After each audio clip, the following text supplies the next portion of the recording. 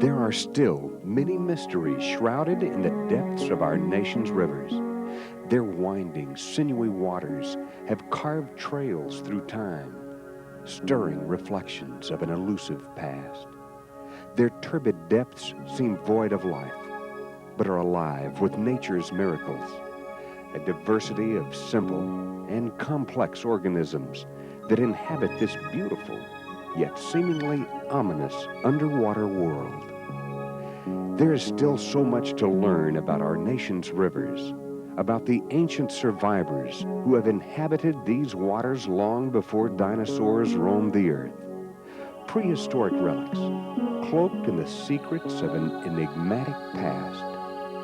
We marvel at the sheer thought of their existence and wonder at the possibility there may be more. But of all the river inhabitants we know exist, there is one that demands a closer look. A primitive, bizarre-looking creature, indigenous to the United States, and the only living species of its kind. The paddlefish, a Missouri treasure. The paddlefish, Poliodon spathula. Fishermen call them spoonbill cats, but paddlefish aren't related to catfish at all. There is only one other species of fish in the Poliodontidae family, the Chinese paddlefish, an endangered species native to the Yangtze River Basin in China. Paddlefish are one of the largest freshwater fish in the United States. Their name comes from their paddle-shaped rostrum, whose exact purpose scientists and biologists still don't fully understand. A popular theory is that it's a balancing mechanism for swimming in strong currents, and also used as a sensory device to locate swarms of zooplankton, which is the paddlefish's primary diet. Paddlefish are filter feeders and are often referred to as freshwater whales. They are smooth-skinned and entirely cartilaginous, with the exception of the dentary, or jawbone. Historically, paddlefish were widespread and inhabited most of the large rivers of the Mississippi River drainage, but not anymore. They've been extirpated from much of their peripheral range, to include the Great Lakes and Canada, New York, Maryland, and Pennsylvania. And there is growing concern about their populations in other states. Research biologist Kim Graham with the Missouri Department of Conservation has worked with paddlefish for over 25 years and is one of the leading authorities on the species. His years of research have targeted some of the primary causes for the decline in paddlefish populations. It's unfortunate to say, but almost all of the problems are related to man. Pollution, construction of dams on rivers, alteration of the rivers themselves, overfishing. It's all man-made, and it's all done by man. For instance, in the early 1900s, lake sturgeon in the Midwest were terribly overharvested, and the populations almost extirpated.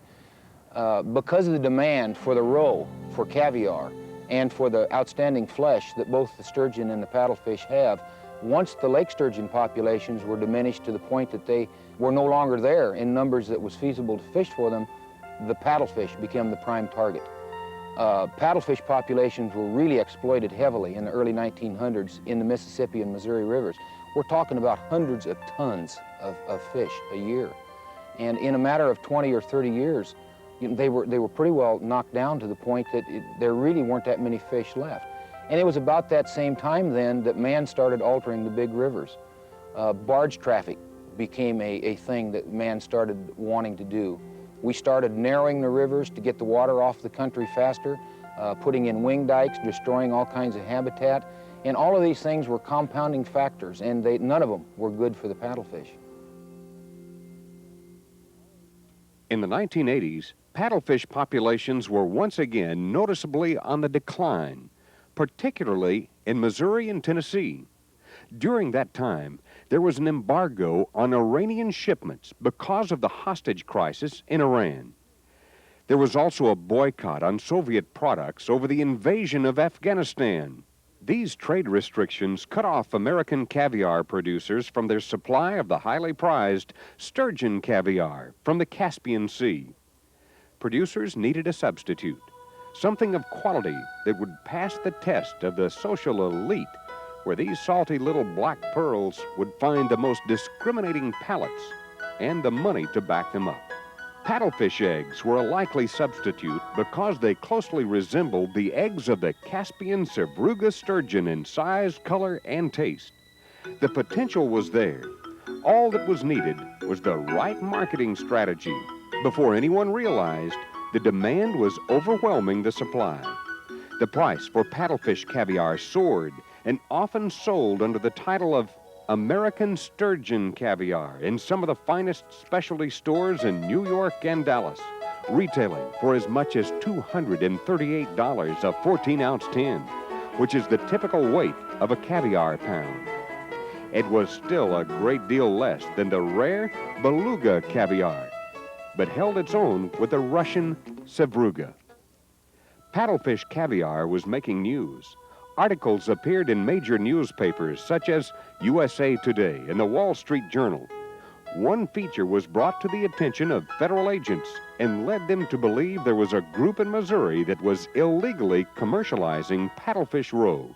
Our first indication that we were having problems in Missouri occurred about 1985, 86, 87, when fishermen began telling us that, hey, all we're catching are small paddlefish. We're not catching the large ones anymore, particularly the females. At least the numbers were going down. Our biological information, our surveys kind of showed the same thing. It was at this time that a federal and state investigation started. Supervisory Special Agent Larry Keck with the U.S. Fish and Wildlife's Law Enforcement Division gathered and analyzed intelligence data from several states, all relating to illegal paddlefish commercialization. He coordinated an investigation and assigned 2 of his special agents to a covert operation in Missouri. Bob Lumadou was one of those agents.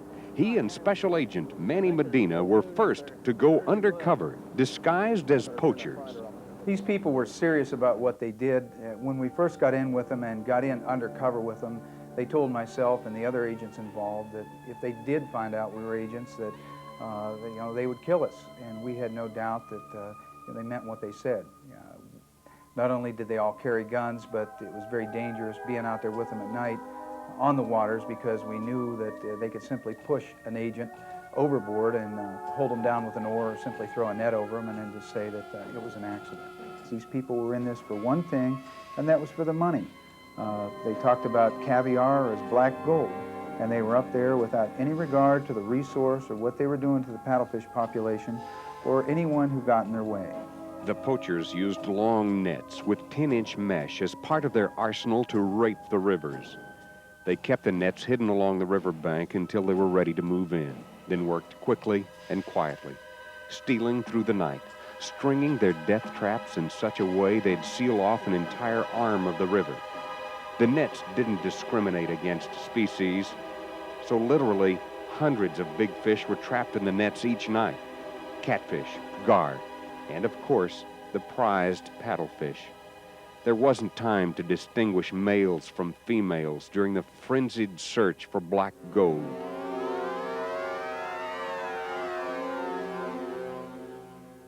The paddlefish were slaughtered in numbers that at times made myself and the other agents involved sick. Any fish that we caught of any size was slit to see if in fact it had eggs or not.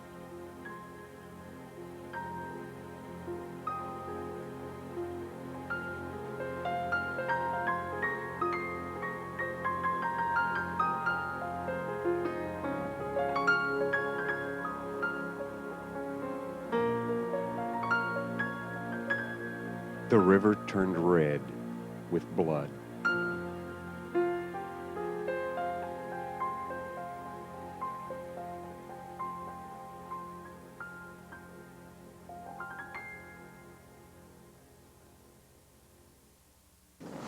How many subjects we got?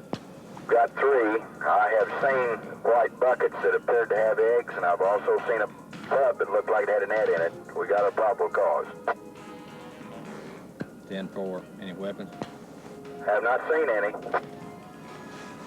10-4. Give us a word when they get up out of the water. Okay. As part of a joint investigation, Missouri conservation agent Steve Nichols was assigned to the case, bringing the total to 3 that were working undercover. The covert phase of the operation took 18 months. At takedown, 7 subjects were arrested, and 10 federal and state search warrants were served in southwest Missouri.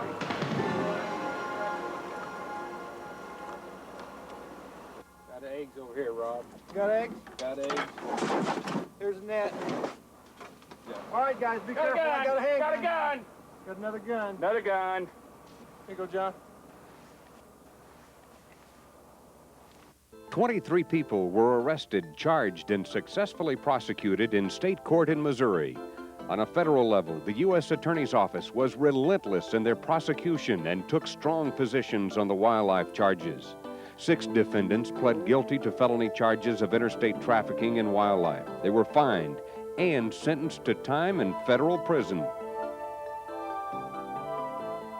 The hard work, dedication, and courage of state and federal officials paid off in a big way.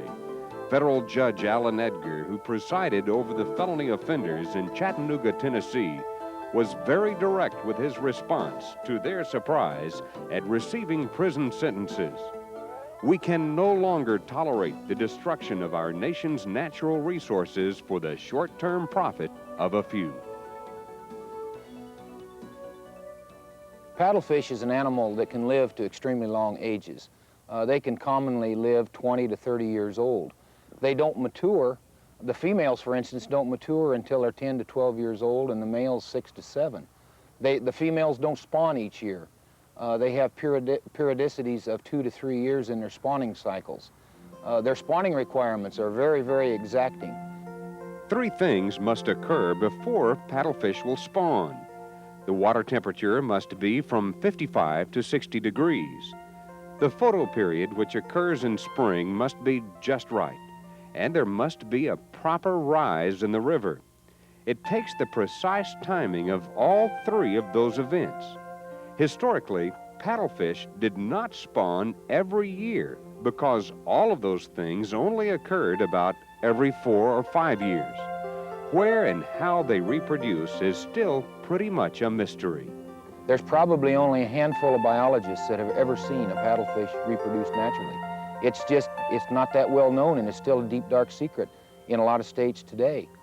But we noticed on the gravel bars that were so important in Missouri before Truman Dam was impounded that usually one female, which is 70, 80, 90 pounds, it just depends on her size, is accompanied anywhere from 2 to 5 or 6 males. They're broadcast spawners. The males accompany her, swimming alongside of her, and as she releases her eggs, they release their milt simultaneously, and the milt attaches to that egg and penetrates it and fertilizes it, and at the same time the egg attaches to the rock or the rocky substrate on that spawning bar. Dams have had detrimental effects on paddlefish. They block upstream movement to ancestral spawning grounds and seriously modify water temperatures and downstream flow patterns. Hydropower dams can be particularly damaging because as paddlefish attempt to move upstream during the spring spawning season, their rostrums are often severely damaged, some even severed. We began our study before Truman was actually impounded because we could anticipate some of the problems that were going to occur. And they did. When the dam was impounded in 1977, it flooded the only known spawning areas really in the United States. We know they spawn a lot of other places, but it was the only known spawning areas. We feel that probably that area that's now impounded by that reservoir, it probably produced 80 or 90% of all the young paddlefish that occurred in the Osage River Basin. So we have to develop management plans now to maintain our populations and maintain sport fisheries, because if we didn't do those kinds of things, our populations would eventually diminish over a 15 or 20 year period, and they would probably be extirpated in a lot of areas in our state. Hatchery stocks play an important role in fisheries management, particularly in areas where there is little to no natural spawn, as in the case of Missouri's paddlefish. We don't like to restock anything. You know, I always had the feeling if Mother Nature can do it, that's the best way. But we are forced in this situation to stock our fisheries each year with fingerling fish. And our concern is maintaining that genetic integrity. And that's something that you never know that you're quite doing the right thing. But we try to, for instance, use as many males and females as we can because we want to keep that genetics in good shape. We don't want to end up with one genetic line, for instance. We want to maintain good diversities. The Blind Pony Hatchery in Sweet Springs, Missouri raises some 30,000 paddlefish fingerlings each year for restocking. They also supply fingerlings to other states that may need them for reclamation projects or to supplement existing restocking programs. Typically, hatcheries keep their paddlefish fry in troughs or raceways where pond water is constantly cycled, or they're kept in fertilized ponds that are rich in zooplankton, their favorite food. Either way, they can easily be converted to an artificial diet, which they accept readily. Young paddlefish are reared until they are approximately 12 to 14 inches long, and then stocked in lakes and reservoirs. At that size, they are better able to escape predation and can fend for themselves. Harvest time is usually in late September or early October. Ponds are drained, forcing the young paddlefish into a concrete kettle where they're netted and culled. The fish are placed into aerated tanks for transport.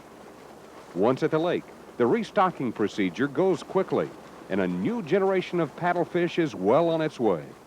However, before any restocking can even take place, there must be eggs, and they must be fertilized. Missouri actually did the pioneering work on artificial propagation of paddlefish. We began in the early to mid 1960s, and at that time developed techniques that we were able to use to spawn, grow, and later stock young paddlefish into reservoirs. It had never been done prior to that. In 1986, we were fortunate enough to seek the advice of Dr. Serge Dorshoff from the University of California in Davis, who was a pioneer in sturgeon work on the West Coast. And he taught us some techniques that he had developed for the use in white sturgeon in the West that are very applicable to paddlefish because those two species are quite similar. And the technique that really improved our technology for spawning and made it really an art is the fact that he taught us to use cesarean section for taking eggs. Jerry Hamilton is one of the leading experts on the artificial propagation of paddlefish. He is the hatchery manager at Blind Pony, and every spring works round the clock to ensure a healthy and successful spawn. We're spawning paddlefish, stripping eggs, hand stripping eggs. That's the way we used to take all the eggs. That's the old method. But what we're actually doing it for now is to make sure that she has ovulated all of her eggs inside of her body cavity. We don't want to go in C-section and take the eggs until we're sure she's ovulated all the eggs off of her ovary. Prior to performing the C-section, the eggs are first staged, whereby a small sample is removed, hard-boiled, and then analyzed to determine stage of development. Okay, we have determined that the fish has ovulated all of her eggs. We're going to run water now through her gills to keep her alive, just alternate from one side to the other. Pouring on a disinfectant, disinfect the area. That small incision there is where we took the egg sample to stage the eggs. Here we go.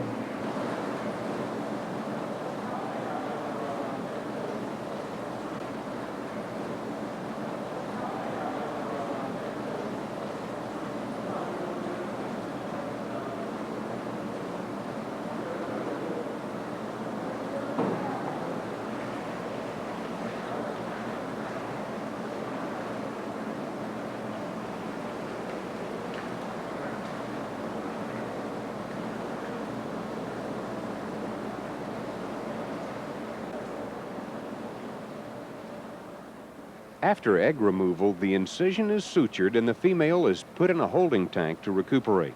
She's later transferred to a hatchery pond until fully recovered, then released back into the wild.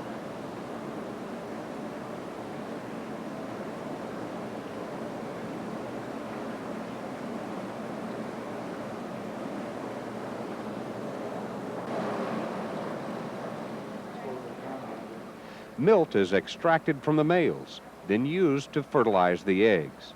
The fertilized eggs are delicately stirred with a feather in a special solution of clay and water to neutralize adhesion. By nature, paddlefish eggs are extremely sticky in order to adhere to the gravel substrate in rivers, but in a hatchery situation, it could prove detrimental and cause fungus problems. The eggs are then water hardened and put into hatching jars for the next 5 to 7 days for incubation. They're slightly agitated and kept well oxygenated in a controlled environment.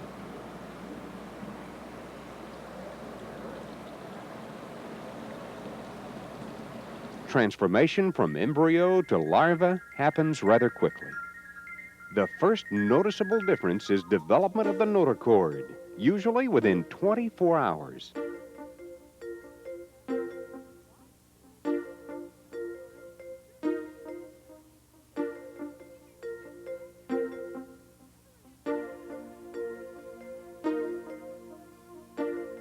By day 5, they're almost ready to hatch, and many do. You can see blood circulating through these tiny, transparent little miracles. They live off their yolk sac for the first few days of life and must find food quickly if they are to survive. Under natural conditions, they're dependent on the river current to carry them back into fertile nursery areas where they can feed and grow.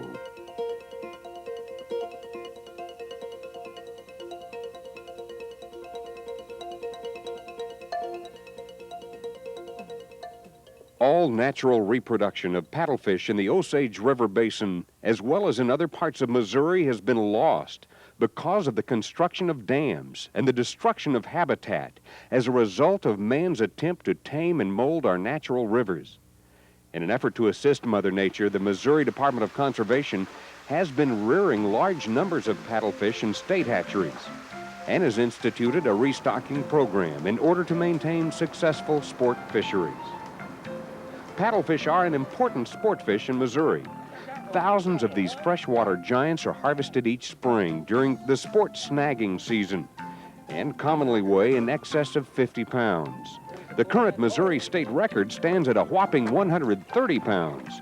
One reason paddlefish are such a prized catch is the outstanding flavor of the meat, which is a firm, white, boneless flesh, low in fat and calories, and deliciously similar to ocean swordfish and halibut. It's important that fishery managers monitor their paddlefish to maintain healthy, thriving populations.